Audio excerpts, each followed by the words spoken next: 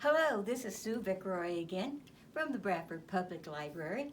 I am the coordinator of the History Room here at the library, and we began a series of showing you articles and things that we have in the History Room, our artifacts, our collections of photographs, collections of things that we have that citizens have given us. We're going to start off today. This is a beautiful collection of large photos, and they were donated to us by Bob Johnson of Red River. And so we decided to spotlight these photographs today, and I'm showing you just a few of them because we have a number of them, quite a few. We can't put them all out. And I want to talk a little bit about each one of them, okay? Now, we were a growing community in the beginning, and I'd like to show you some pictures of what we look like. Don't look like we were today. We're a vibrant, growing community today, but this is what we looked like years ago. Right here, we can start with this picture. This was North Miami Avenue. Can't tell you the exact year it was, but I'm going to share with you. You can see here the railroad crossing, so you can get approximate where we are. This Arnold Lumber Company was right behind the rich oil station that is there today. And I would have loved to walk down these streets just one time. Let's show you what it looked like.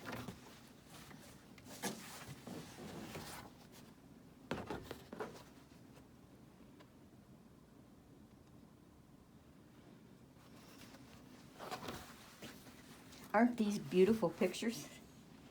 Look at all these buildings. All these buildings that were there. Have a picture here of our first city hall. All wooden, mind you, and check out that water tower in the back. Isn't that something?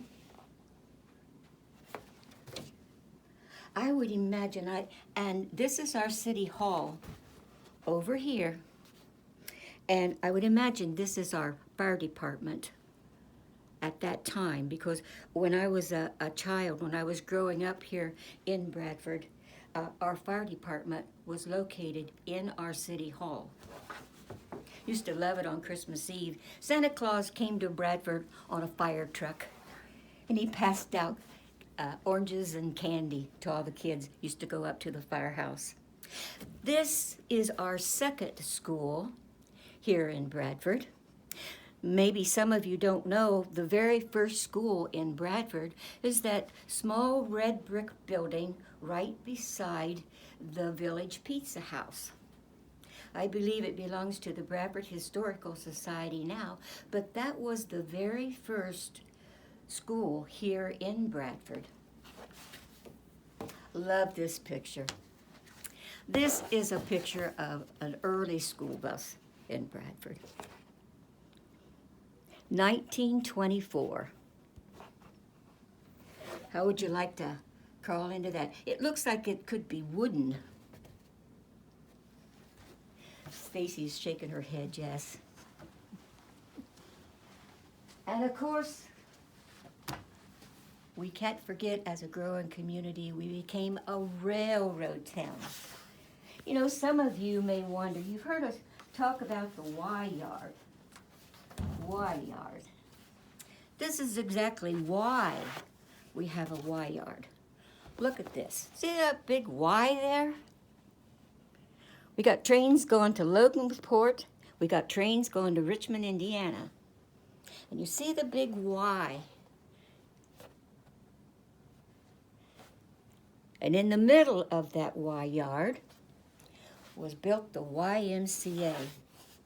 Maybe some of you don't know or didn't realize that there used to be a big lake in that Y yard.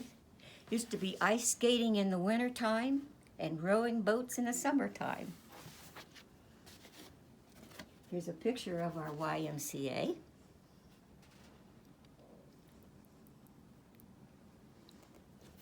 And of course, when the railroad came to town, we had to have a depot. And connected to the depot was a hotel, the old Odin Hotel and the Panhandle Depot.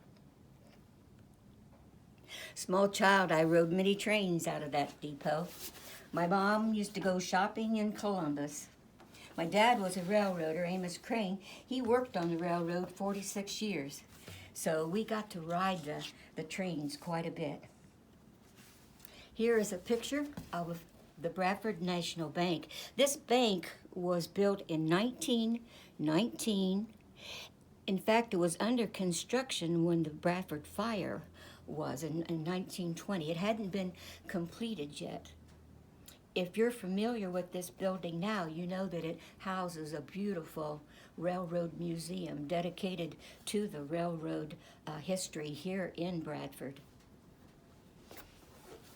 And it's a beautiful museum. We recently put about $500,000 renovation into it, and of course the state of Ohio gave another $500,000. So we're sitting here in our community with $1 million museum in our midst. So if you haven't had a chance to check it out, go down there and check it out. Hey, we had our own racetrack. Yeah, we did. Right across from what you might know now as Marshall's Service Station. And it was a large one.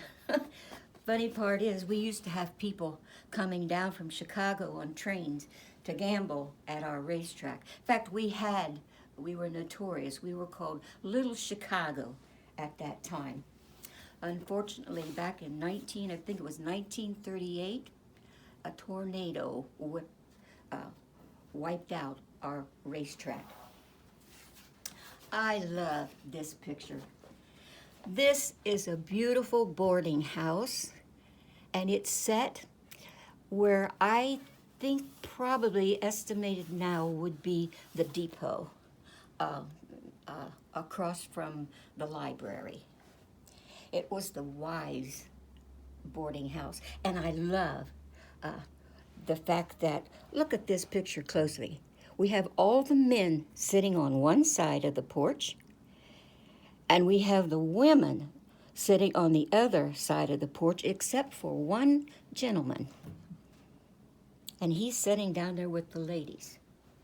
So I don't question that. I don't understand it, but I don't question it either, okay?